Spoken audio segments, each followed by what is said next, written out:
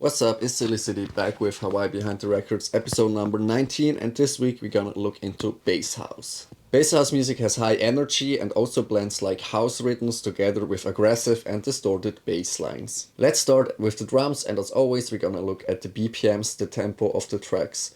Bass house music, especially festival bass house, can be in the range from 124 to 130 BPMs, and the more UK bass house music is from 130 to 135 BPMs. The kick in bass house music is clean, punchy and heavy and has the 4 on the floor rhythm. The groove in bass house music doesn't come from the kick, it comes with the syncopation of the bass or the percussions. In bass house music, as in a lot of other genres, you can side chain the kick with the bass, so the kick comes through the bass cleaner.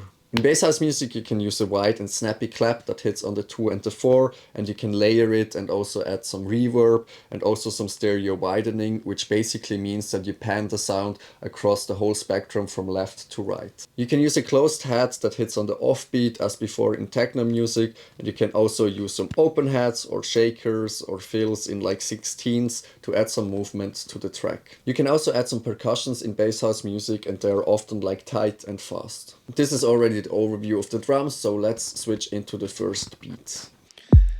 Alright, let's listen into some beats. First we have the 4 on the floor kick, then here we also have a clap, some hi-hats and a shaker. Then I also like just try to play around with some melodies. Like as always, it's not really like world-changing sound, but like yeah, it is what it is. And then here also like just some more probably percussive elements, and here then we have the melodies. Yeah, just playing around with some basses and also some pads for like the background. And what's the last thing? Just some texture noises. So yeah, just like a basic beat, like I don't know, it's chill, but yeah, just like here first we have the basic like drums arrangement, and yeah, that's it for this beat. Alright, here we have another basic beat. As always we just start with the drums. It's like a simple arrangement. In this track I also have like exported the MIDI plugin, so I can see which notes are played, like in which key is the track. It's basically just the bass line that I'm playing here, and it's also like just a basic bass line with a little bit like syncopation in it. And yeah, then like I added also some ambient texture. Like yeah, it's just a little bit gritty, but it wasn't really the vibe I was looking for. And then don't ask me why, but I just thought like the flute is the perfect element to add to this like whole mess. So yeah, that's the reason why I didn't pursue this track any further. But I think just like the bass line and the drum, they are like chill. Yeah, not world changing, but it is what it is, a basic beat.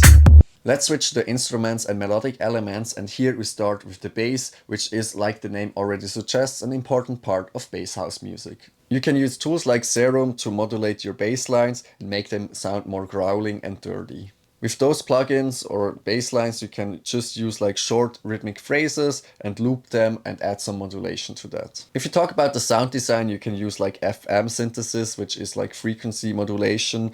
You can also use like wavetable modulation, and overall you can just use like LFOs to automate the control of the filters. So here is something that I didn't really understand for quite a long time, like what exactly LFOs are, and like my understanding of it is that it's like low frequency like sine waves, and they're in such a low frequency you can't really hear it in the mix, and you can use this like sine wave to use as a modulation, because the value always changes, and this is also the change on the value that we have.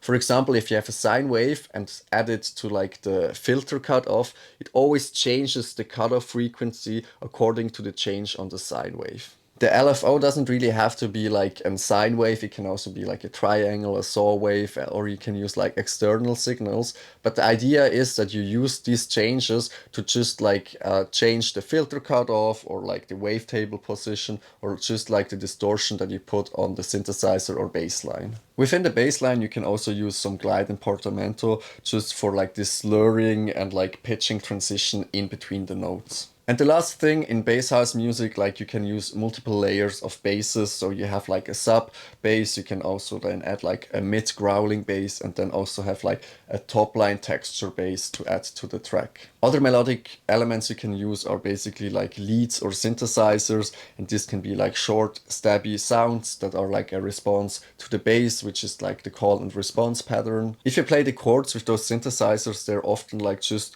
one shot steps and they can have like syncopation to add to the groove, and you can use like the minor chords, but you should focus on the groove and the contrast in between like the sections. Other things you can add to the mix is like vocal chops or just like some pitched synthesizers or some metallic hits to add to the atmosphere. If you look at the effects, you can use some impact hits as always and some white noise risers.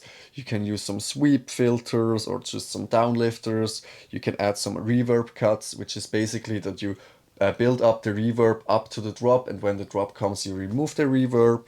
And then you can also use some pitch risers where you just like pitch up the riser, or use some synth uplifts where you just like go up with the tone of the synthesizer, which can be an arpeggio or just like the chords that you use. And this is something you can do on the last 4 bars before the drop hits. Another thing you can do is like glitch fills, and this basically means that you slice or resample the bass line that you have and you just play it a little bit stuttered to have some variation and add to the track. Let's look at the song structure, and here we also have like a loop-based form that evolves over time. As always, the track starts with an intro which is like 16 to 32 bars. Here you can just have the kick, some effects, and also the filtered bass line to tease what's to come. Next up is the build up, and here we have like 8 to 16 bars.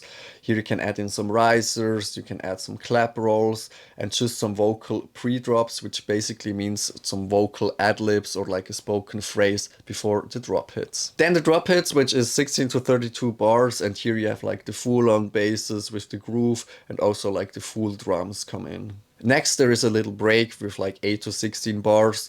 Here you have some minimal elements like just a bass line or something, and you can also add a lot of reverb to have like this bassy feeling. Then the second drop hits, which is again like 16 to 32 bars, and here it's like similar to the first drop. You can add some variation into the bass line rhythm or just like add another bass to add more volume to the whole track. The last 8 to 16 bars are the outro, and here you can just like gradually remove the elements or just do like a reverb fade out. Some things that are important to regard with the song structure is that you build tension with like filter sweeps, that you just like add an LFO and sweep out like the low or high frequencies. Then you can also like use those reverb rises where you just like add on the reverb until the drop hits, and also use some pitch builds where you just like pitch up the note or chord that you're playing before the drop hits. So that's all the theory that I came up together with ChatGPT. As always, I'm not gonna stick to it and just like do a track whatever I feel like, but yeah, you see for yourself in the next beats. Alright, here we have the last beat that's also part of the Unfinished Beats Volume 2. And as you can see, like everything that's done in the track is built in Serum 2. So yeah, I was just playing around with some basses, some presets, like tweaking some knobs here and there. And yeah, I was just like playing around a little bit, seeing like how many basses can I add to a bass house track. And also like I have a little bit of a switch up where I come in with an 808. And yeah, after that we're gonna hit the tldr.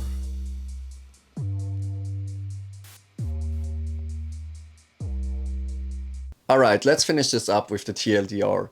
Bass house music has a range from 124 to 135 BPMs. The kick is clean and punchy and has a 4 on the floor rhythm, and is also sidechained with the bass.